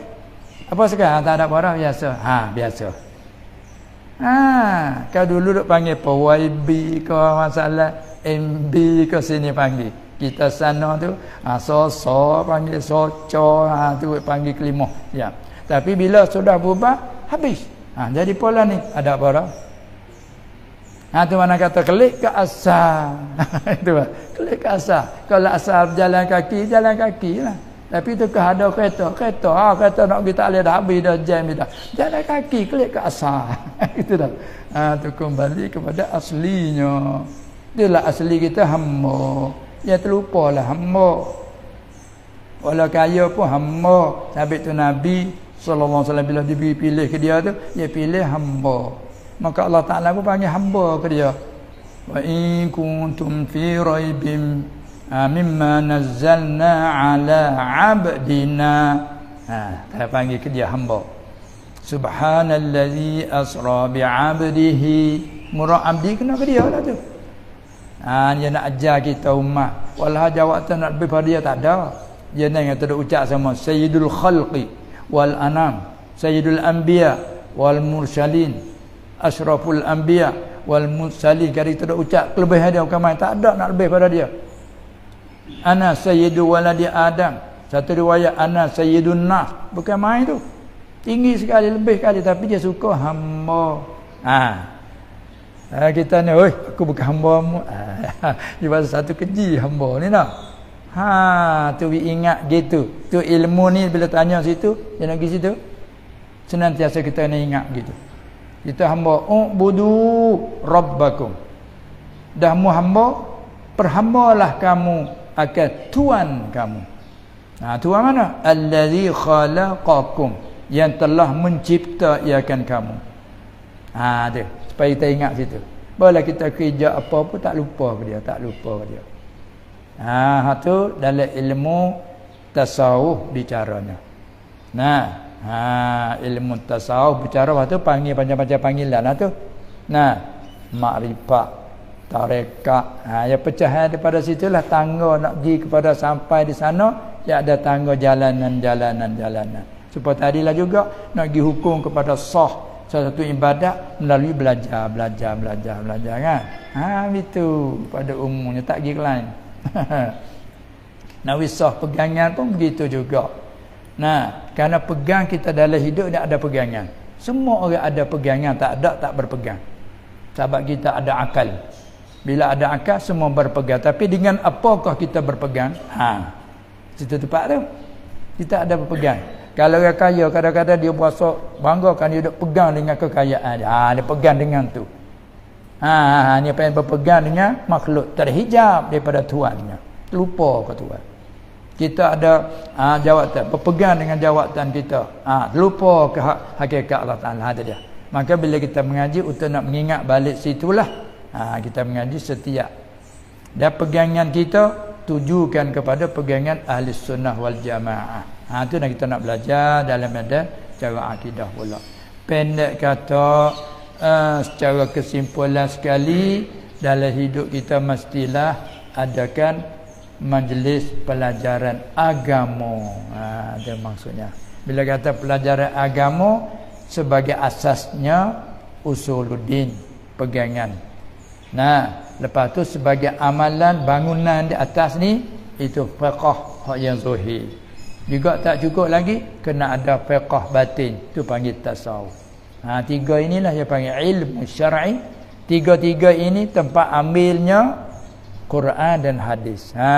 Ni lima ni panggil ilmu syar'i. Maka untuk kita nak pergi reti situ, kena ada tolong dengan alat. Untuk nak faham ilmu nak jadikan tu, kena ada alat bagi ilmu nak faham tu. Itulah tu baik mari alat ilmu syara'. Ngaji kaedah nahwu, sarah, balaghah tu. Membagian badat. Tu dia ilmu ma'ani, ilmu lughah. Tu segala alat untuk nak pergi sana. Itulah di antara. Sebab tu dia tidak ada kesudahan pengajian kita. Sudah dimatilah. Tak ada kelas tertentu. Habis tu kita mengaji dalam bentuk pondok tradisional tu, dia tak ada kelas tertentu dan tidak ada habis mengaji. Guru pun mengajar, tak ada pecen ni mati. Ataupun uzur, kalau tak mati pun juga uzur nak mengajar tak boleh tu. Jadi tak ada pecen. Kalau kita mengaji dunia ada pecen kan? Sampai masa pecen. Kita pergi guru mengajar ni tak ada pecen. Selagi mana kita ada kuat mengajar. Betul-betul tak boleh nak mengajar. Tu. Kemudian setengah-setengah guru pula, apabila dia tak boleh nak mengajar, dia pula suruh murid dia mengajar, dia dengar pula. Nak jadi pula masuk dalam orang mendengar. Sampai nak mati dia tu dalam ilmu. Kayak kita ni mudah cukup rasa kan? Cukuplah, tak payahlah, tak perlu ngaji banyak. Tu. Oi, jauh berbeza. Pasti bermasalah. Itulah. Mana kitanya setiap tu kita kena tupu sekalinya masalah bandingnya macam kita bangun masjid beginilah ni. Nah, di bawah pada seminya kita duduk ni. Yang kita duduk ni seminya latar ni. Kita duduk ni, bawah pada ni panggil apa ni? Tapak. Hak tapak ni tengok dengan mata pun tak nampak. Tapi kalau kita tengok sebelum pada nak naik bangunan, masa dia buat tapak mula kita tengok kan. Gali luas macam mana ni, nak naik besar begini. Gali untuk jadi tapak ni luasnya, dalamnya, lepas tu pakai apa batu ke semin, berapa besi apa. Oi, cukuplah cara-cara syarat dia tu. Nak mengukuhkan tapak ni. Lalulah atas ni panggil bangunan. Binaan. Ni rupa solat. Ni nampak dalam ni. Allahu Akbar. Orang tengok apa nampak orang duk solat tu. Kat tangan. Mulut kata Allahu Akbar. Solat pula dalam ni. Dalam speaker pula ni. Allahu Akbar. Baca Fatihah. Ini dengar dan nampak dia. Ni macam ni bangunan tiang naik lah. Tiang berapa lapis ni. Ni panggil bangunan. Ni amalan ni panggil amalan je ni. Ada pun semua tu bina tak apa. Asas di bawah. Tapak. Kalau tapak tu tak ada, bangunan sebegini besar, tak banyak begitu. Terbina di atas asasnya lah. Begitu usuluddin. Kalau kita solat banyak, tapi pegangan kita terlari pada ahli sunnah, Allah hati kebimbangan. Itu panggil tapak kita ni. Tapak tu ilmu usuluddin bicara tu. Karena dalam ilmu tapak bertiga percaraan maudhu'nya. Satu ilahiyat, bercara sifat-sifat mengenai dengan sifat Allah Subhanahu Wa Taala supaya kita kenalkan hukumnya. Supaya ilahiyat, itu duk cara adanya, sedianya, bersalahannya, esanya, kuasanya. Itu panggil ilahiyat, cara asas. Walaupun tidak ada bangunan lagi pun asas. Dan cara nubuat, maudhu' yang kedua dalam ilmu usuluddin. Apa nubuat? Cara sifat-sifat kenabian. Orang yang Allah Ta'ala latih jadi Nabi, mesti mereka kena sifat dengan sidik benar. Sebab tu apa yang ia cerita kita percaya tu, kita syak kupur. Sebab dia bersifat dengan sidik. Amanah, jujur, betul hatinya. Sebab tu lah wajib kita percaya. Kita pergi ragu dia cerita kupur. Sebab tu walaupun bila kita dengar kata ini sah daripadanya, sekalipun kita tak nampak dengan mata kepala, tak dengar dengan telinga, tak kita percaya. Tengok kita disyaratkan suruh pergi salam bila kita lalu ke makam, ke kubur. Ternyata tu kubur ni kubur orang Islam. Tak kita disyaratkan disuruh kita pergi salam? Sekaligus pergi salam pada orang mati. Dalam pula dia kata kubur itu satu kebun daripada kebun syurga, satu lubang daripada lubang neraka. Macam mana biasa itu duk gali bawah gini tanam, tak ada apa pun. Apa pula kata setiap orang mati dihimpit kubur, kita duduk tunggu kubur tepi, tak ada terasa apa kubur. Ni. Tapi dia cerita begitu, wajib kita terima. Sebab yang dicerita oleh Nabi sallallahu alaihi wasallam, dia tidak cakap melainkan wahyu dari Allah. Wahyu daripada Allah, sadaqallahul azim. Dan juga hadis, sadaqa rasuluhul karim sallallahu alaihi wasallam. Itu yang paling asas. Dia bercara ilahiyat, nubuwat, segala sifat kenabian. Lepas itulah maudhu' yang ketiga bercara sam'iyat. Sam'iyat ni lah sepah saat ni. Kubur itu satu lubang daripada lubang neraka ataupun satu kebun daripada kebun syurga. Pula kita ketika kita dalam azan, ketika azan, bila azan dilakukan, dalam hadis sebut kata syaitan lari. Kita nampak tak syaitan lari? Tak nampak pun. Bila azan muazzin Allahu Akbar, syaitan lari. Dia sampai dia lari bukan lari saja, lari serta dia mengeluarkan angin. Sana panggil ketuk, sini panggil apa? Panggil dengan ketuk dia lari bukan lari saja, dia ketuk. Bukan ketuk ketuk dah. Brum, dia panggil duran, ada panggil duran. Apa tu? Dia lari tak mau dengar, serta dia lepas ketuk dia tu supaya tak saya dengar azan. Kalau derah pada speaker lagi, awak tahu? Apa kita dengar tak? Tak dengar. Adakah kita syak dia ragu kata ya ke? Kalau sama kita cerita tu ya boleh jadi ya ke mu cerita. Mak ambil dari mana tu? Aku dengar yang tu kata ya ke? Tapi kalau mari Nabi sallallahu alaihi wasallam ya asalkan sah daripada dia. Kerana yang sambung daripada dia tu sahabat menyambung sampai pada penulis. Penulis ayat ni hadis ni. Ada kata rawahul Bukhari, rawahu Muslim, Abu Daud dan sebagainya. Ni bila sah mari dia wajib kita membenarkan. At-tasdiq bima jaa bihi nabi bi jami'i ma jaa bihi nabi sallallahu alaihi wasallam. Tu mana kata kita tak dengar, kita tak nampak sentai lari. Kita tak dengar pun suara yang dikatakan tadi, tapi kita percaya dengannya. Ini panggil sam'i. Dan kita akan mati, hidup balik. Lepas hidup balik akan ada apa periksaan. Ada kolam, ada apa. Kita percaya semua walaupun perkara lagi akan. Tengok orang kubur, mana boleh jadi. Dia panggil ni usul ni asas tapak kita ni.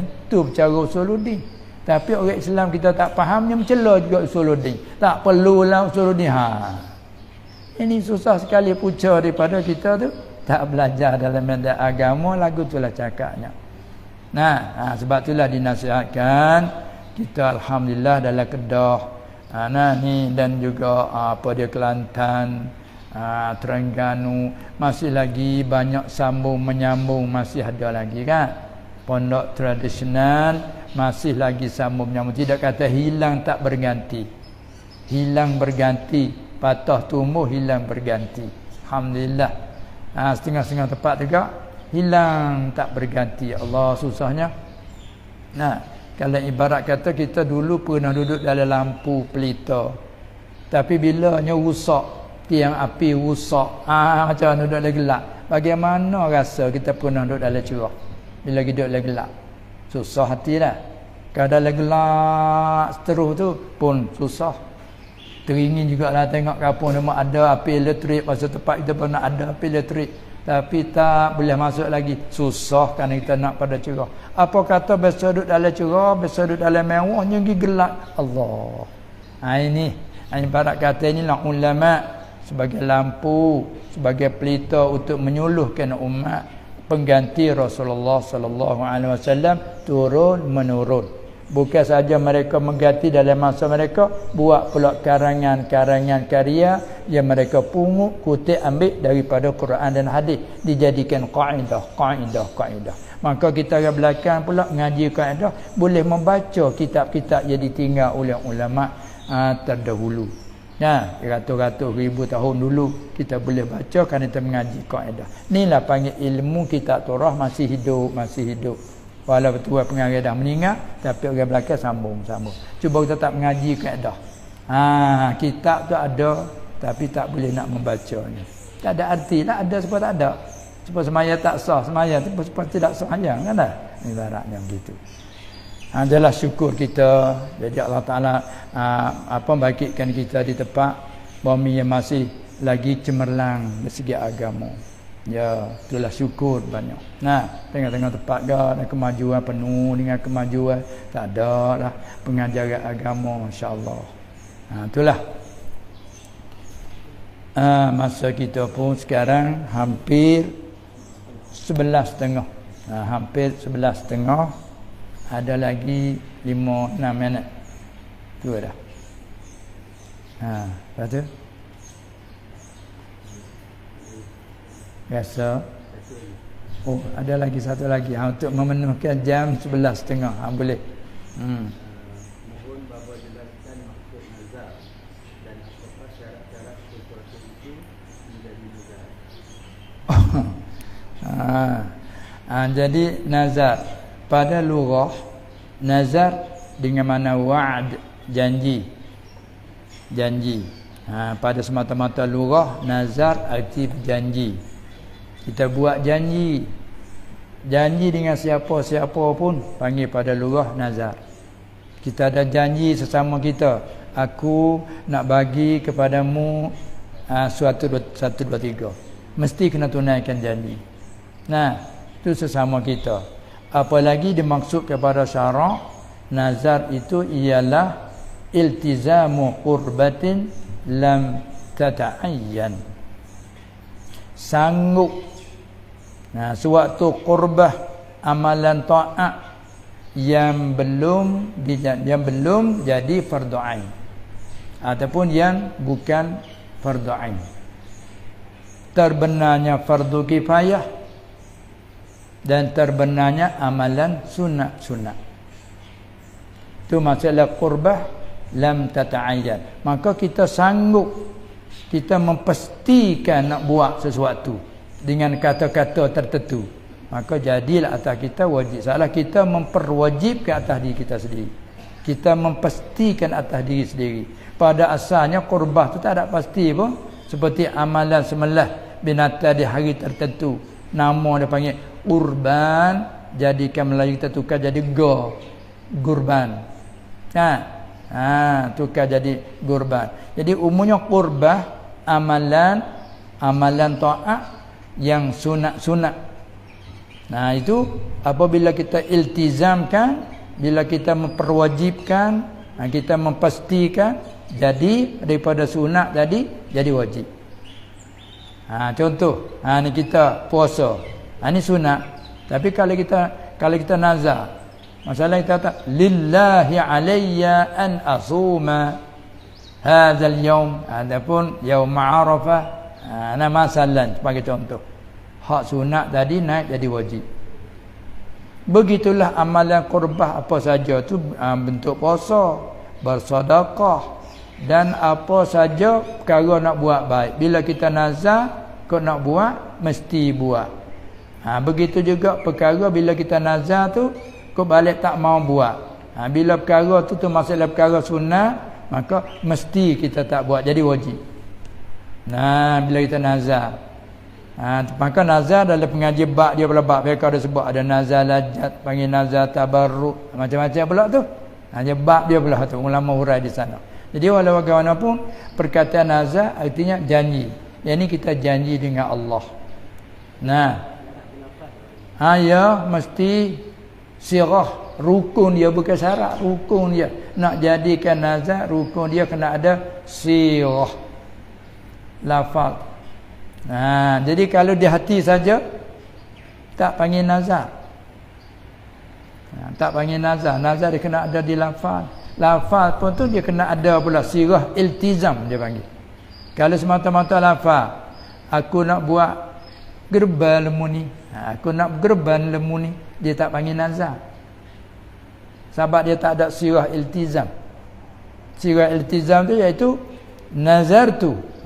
Sebenarnya aku nazar bahawa aku nak gerban lembu ini. Itu jadi nazar kan kita sebut nazar tu.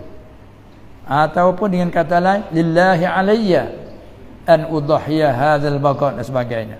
Bagi Allah atasku bahawa aku nak gerbankan lembu ini. Maka guna sirah lagu tu panggil nazar. Adapun kalau kata aku lembu ni aku nak buat gerban, bukan nazar. Sebab tak ada sirah iltizam. Tetapi ulama kata dijadikan seperti nazar. Dijadikan seperti nazar. Seperti pada apa wajah sabahnya, pada pihak wajib juga disembelihkan. Dan juga wajib disedekah mentah semuanya. Dia haram atasnya makan, dan juga atas mereka yang di bawah jagaannya wajib nafkahnya. Tu seperti nazar tapi bukan nazar, kerana tak ada sebut lillahi alayya, tak ada kata nazar tu. Dia panggil tak ada sirah dia. Ni mana kata nazar itu kaitan dengan sirah, kena ada lafaz. Maka lafaz berada yang menunjuk atas sirah iltizam. Sirah memastikan. Itulah di antaranya. Sebut kata lafaz, lafaz dia sakut paut dengan pendengar. Tidak tak panggil lafaz. Sebab bila kata lafaz, sautun. Dari kita mengaji lafaz, al-kalam huwa al-lafzu. Al-kalam huwa al-lafzu. Nak panggil kalam dia kena lafaz. Kalau niat saja tak panggil kalam, tak panggil lafaz. Bila lafaz apa makna lafaz pula? Lafaz tu maknanya sautun mustamilun ala ba'dil hurufil hijaiyah. Kena ada suara. Dia ada suara. Kalau ada suara tak? Tak panggil lafaz, mulut je. Dia pandai bergerak. Apa mulut-mulut bergerak tu? Kami tak dengar pun. Kata dia, kamu tak dengar. Aku sendiri pun tak dengar. Macam mana nak panggil lafaz? Dia kena mesti dah kena saut, ada suara. Semata-mata suara tak panggil lagi lafaz. Suara yang melekat di atas huruf hijaiyah. Sebab tu suara apa dia gendang. Ya, orang panggil kata tak panggil lafaz, panggil suara saja. Tu dia panggil lafaz. Apabila lafaz ia tertakluk dengan sifat sama, sifat pendengar. Kalau bergerak tak ada kata apa. Dia panggil semata-mata gerakkan lidah. Dia kena lafaz lah. Lafaz kita dengar. Bagi Allah takut aku nak gerbal ilmu ni. Walau orang lain tak ada pun kita sendiri dengar ni. Kita ni orang kan ni. Akan pakai orang. Syarat orang dengar. Orang dengar mesti. Kita sendiri tak orang. Kita dengar je lah dah. Tak ada nanti kata depan orang lain kan. Maka kita orang dah kan. Duduk seorang kita. Kita duduk seorang kita. Bagi Allah takut aku nak gerbal ilmu ini. Orang lain tak ada siapa dengar. Kita seorang kat kita orang dah. Itulah. Tu. Syarat nak dengar. Tu dia dah. Tu lafaz. Sebab tu kalau bab bacaan ke di antara syarat nak sah bacaan dia kena ayyusmi'a nafsahu. Bahawa memperdengar ia akan dirinya sendiri. Baik. Lepas tu cukup dah masa tu dah. Betul lah nak balik lagi ni hari ni. Betul lah nak balik ni. Ya Alhamdulillah. Jadi segala bila kita dengar pertanyaan-pertanyaan tadi tu deh, terbahajak pada kita kena ada khas untuk istiqamah dalam belajar lah. Seperti dalam bab tadi antaranya ubudiyah, rububiyah juga. Kena makan masa lah tu untuk nak mengerti masalah tu. Ada pun tetap Allah Ta'ala nak bagi tu, hak tu ladunni di sini tu ikut kanak dia nak bagi ke siapa kan. Tu dia. Itu namanya dinasihatkan sebagai terakhir. Naklah kita rebutlah peluang. Walaupun turut kita dalam kesibukan, tak ada yang tak sibuk kan. Semua tak ada sibuk. Tapi walaupun mana kesibukan pun kita mesti rebut peluang keemasan. Orang petani panggil rebut. Petani panggil rebut. Sini panggil apa? Curi masa. Kita panggil juga rebut.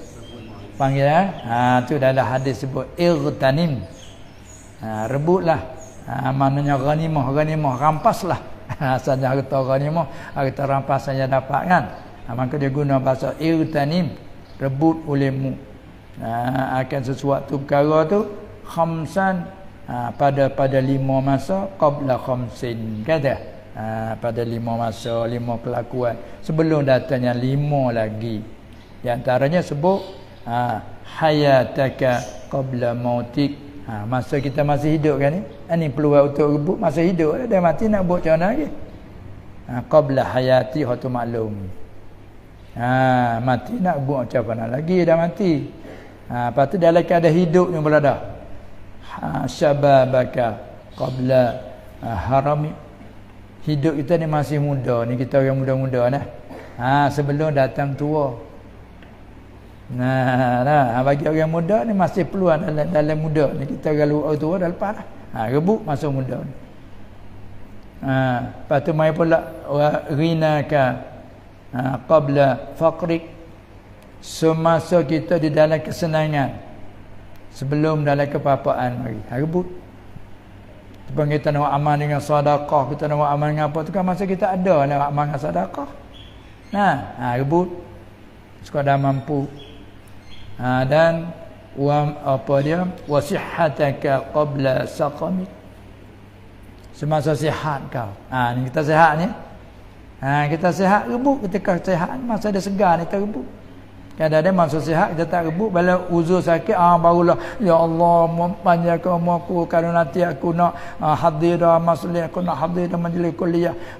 Dekat sakit. Baru segar endak juga. Tu syarat dalam hadis tu. Nah, wasihataka qabla saqami. Dan lagi wa faraghaka qabla syaghalik. Masa lapang kau sebelum sibuk engkau. Jadi guna dah sebut. Ya kita ni sibuk sama kan. Macam mana? Sibuk. Tak ada orang sebut tak sibuk. Sibuk. Coba je guna irtanim tu. So kita rebut peluang, rebut keamasan. Itulah terletak pada kita. Ini dari segi bercakap dalam medan ikhtiar usaha. Tapi bila tilik pada taufik hidayah dari Allah, hak tu ialah dapat taufik hidayah dari Allah, senang je. Hak payah pun jadi mudah. Yang susah jadi senang. Begitulah kita pulang kepada situ. Oleh yang demikian kita minta dengan dia Allahumma hdina fiman hadait kan. Dalam kunut selalu dah minta tu. Ya dah tu. Wa tawallana fiman tawallait. Merintahlah kami pada serta dengan orang yang telah kau rentahkan. Jadi bagus orang yang kau rentah. Bagus orang yang kau bela tu. Maka kau belalah kami ni macam mana orang yang kau bela tu lah. Dia dalam doa kita kan. Minta. Semoga dia makbulkan. Mudah-mudahan kita ada perubahan daripada arah tak baik kepada arah baik. Dan asas kita elok dah, asas kita tapak kita iman dah, Islam dah kan. Nanti buat bangunan lah. Itulah semoganya begitu. Maka sekadar ini cukuplah rasanya dulu. Sekadar ini insya-Allah lain kali ada kesempatan lain dengan takdir Allah, kita akan ada lagi mudah-mudahannya dah. Tapi tak izin tak izin Allah lah. Tengok macam ni saya pun tak tahu juga atau kena mari di sini. Saya tengok, saya ingat di lain tadi. Ingat walaupun sini dah mari, tapi tak sengkau kata sini, sengkau pondok satu saya lagi. Apa pondok saya lagi? Tempat baru letak tak apa. Dia mengaji di pondok 14 arah dulu. Nama apa mana sih? Tak bukit. Jalan kok nolah kok. Tak. Bukan pondok, dia mengaji di 14 Sarah dulu. Tak ingat nama. Nizam Arifin. Nizam. Pantai Merdeka. Tu. Dia selalu kadang-kadang dia pergi hari Ahad, dia pergi sana. Nizam dah. Dia ingat suka situ. Tengok. Itulah. Jadi mana kata semua tu diatur lah. Dengan takdir Allah diatur. Walaupun kita tak tahu ke mana nak pergi. Itulah nak kata dengan takdir Allah. Cukuplah untuk kali ini. Sekian saja. Wabillahi taufiq wal hidayah. Wan najatu minan nar wal falah. Assalamualaikum warahmatullahi wabarakatuh.